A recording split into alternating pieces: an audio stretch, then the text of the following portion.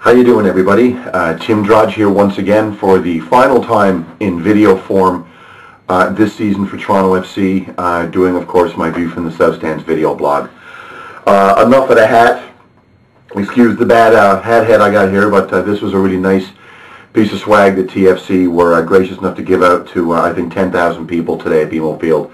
So I just want to say thank you for the hat. I always wanted one with flaps, and now I have one. So another season for the Reds comes to an end, and I'll get to, I think, what today's game meant in a lot of ways in a few minutes, and then I have a bunch of thank yous that I want to get to as well. But before I do that, I just want to actually sort of revisit something that I wrote on the blog yesterday, and the piece is going to be just below this video right now. I wrote yesterday that this game would probably, in a lot of ways, end up being very reminiscent of that game way back in 2007. If you remember the last game of the season, after, of course, a struggle for an expansion team, not a lot of hope on the horizon at certain points. Lo and behold, Michael Parkhurst scores a wonder goal for New England from his own half in the first half. The game comes down to injury time. It's 2-1 New England, and then Danny Dichio does an absolute wonder strike from about 35 yards out on the volley. He scores with the last kick of the season. The ref blows the whistle, and what do? We invade the pitch. And I think, as I mentioned on the blog yesterday, I don't think we invaded the pitch because Dichio scored. I think we invaded the pitch because we had a renewed sense of optimism and of hope that that single event kind of represented. And today felt very reminiscent of that indeed, so I think I was right on the mark when I said that. Not only did we have the same opponent in the same circumstance, we had the same score at the end of the day. We had almost the same sort of script. Again, Dichio scored in, Dichio, first name Danny, scored in injury time, and today it was Kuverman's first name Danny scoring with about 5 minutes left, saving TFC's bacon at the end. The players got a really strong, rousing ovation at the end of the game as well. A lot of them came over, as they always do, to the South End, and were very appreciative of the support that we gave them today, and I think very appreciative of the support that we gave them all season. Today, for what is essentially a new team, our new team got a lot of applause. There were only three players on the pitch for Toronto FC today that were on the pitch for the first home game this season against Portland, and that was Julian de Guzman, who didn't finish the game. Whether he comes back with Toronto FC next year, of course, remains to be seen. We had Ty Harden and we had Nick Sulzma, who scored a goal today as well in the starting 11. Everybody else on that starting 11 was either riding the pines at the beginning of the season, a guy like Milos Kosic, or were brand new, whether it be Iro, whether it be Plata, whether it be Frings, Kuvermans, Johnson, the list goes on. There's a whole bunch. Zavarisi, who played today, who was new, who was with the team at the beginning of the season, but who wasn't part of the starting 11 to start it off. So this essentially new team, and that's what it is, a new team, I really believe is going to be competitive next season. And I don't think we can ask for much more. I can sit here and say I want a championship team. Well, yes, I want a championship team, but there are no guarantees, and there never will be any guarantees in this game. At the end of the day, what really can you ask for? You want a team to focus on improvement. You want them to end the drama. You want them to give themselves a chance to win each and every time. You want them to play hard. You want them to leave it on the field, and you want them to be professional. I think we have that now. I think obviously there are some things that the team needs to improve, and I'm going to be doing my postmortem in the coming days as to who I think needs to stay and who I think needs to go from the locker room, that is. And obviously the back line is still a problem that has to be addressed, but I don't think we're in the situation that we were a year ago. That's for certain. And I'm feeling certainly much more optimistic that this team will be a competitive team next season. They start right off bang in March in the Champions League. The MLS season starts, then the Canadian Championship starts. Then hopefully they win that and they qualify for the Champions League again. They've got MLS going on, and it'll just keep snowballing from there, we hope. Now, this time a year ago, at the end of the season, there was a lot less certainty and a lot more uncertainty, shall we say, than there is now. Look at where we were a year ago. We had essentially a fan revolt that saw the team sort of backtrack on a season ticket price increase and to hold the line for 2 years.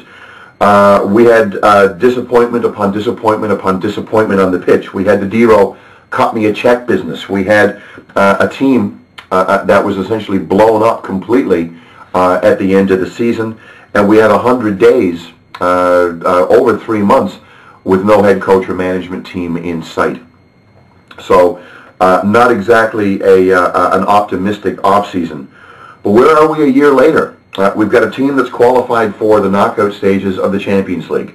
There is possibly going to be a game, I'm guessing, in March at the Rogers Centre, which if the team does the pricing right, I think should be a fantastic event. I was talking to a few fans today at random down at the stadium, and I was asking them, well, what do you want, BMO or Rogers? Pretty well everybody said Rogers. I would come back to them and say, yeah, I want Rogers, but I want TFC to pay for the house. MLSE, not exactly known to be a company that gives away its product, with all due respect. So I'm hoping that they get if they do go to the Rogers Centre, that they get the pricing right. Maybe make the most expensive seat $20, the cheapest seat $5 or $10, and let's get 50,000 fans into that stadium for that game in the off season. And for TFC's sake, I hope to get the LA Galaxy in the Champions League. Because David Beckham, if he's still there, or even Landon Donovan, players like that, might be a pretty good way to sell that game and get a full house for the game in the Rogers Centre if that's where they go. So we've got the Champions League to look forward to. We've got a much better team than we had a year ago. We've got an academy that not only has been producing some great young players and prospects this year, but is got the ground broken on a $20 million facility that's going to change not only the prospects for the team going forward, but the current prospects, because they're going to have much more professional and better training facilities as well.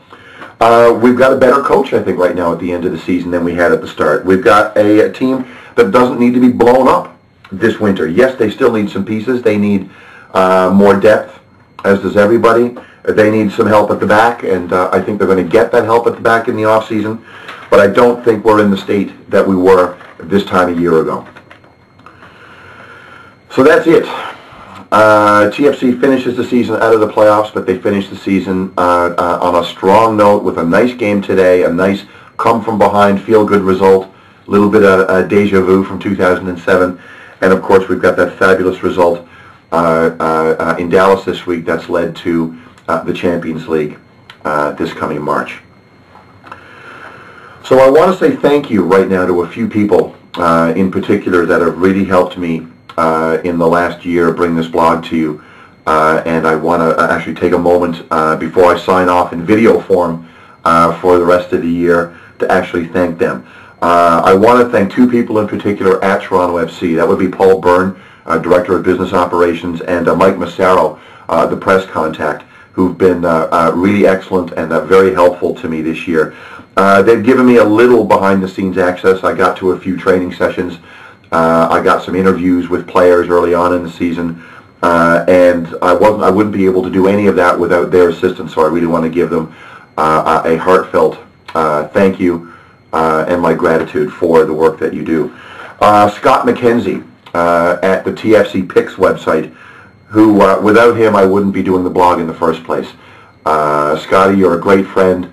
And I want to thank you for making what's become a really passionate part of my life even possible. So I want to thank you from the bottom of my heart. I want to thank all the fans in Section 113 that put up with me game in and game out.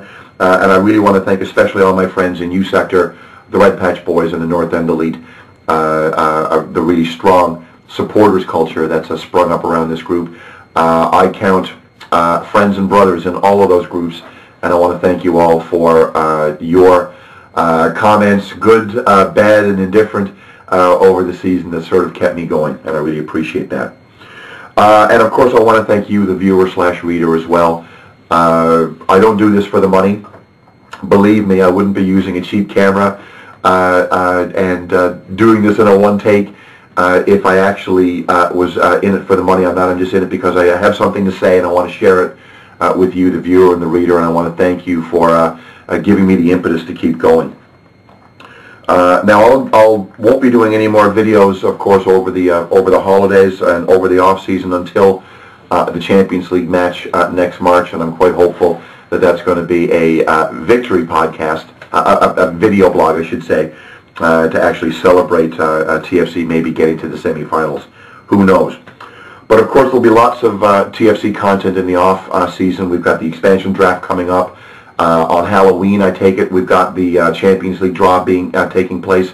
The Super Draft is taking place in November. The supplementary draft, the re-entry draft is taking place in December. We've got training camp starting in January. There'll be players leaving, players coming, and of course we've got the build-up to the Champions League as well. So there'll be lots of stuff to talk about in the off-season, and I hope you come back from time to time to check in on what it is I'm going to be writing about and talking about in this space between now when things kick off again in March. So once again, thank you to everybody. Have yourselves a wonderful off season, and we'll talk to you guys in the spring. Cheers.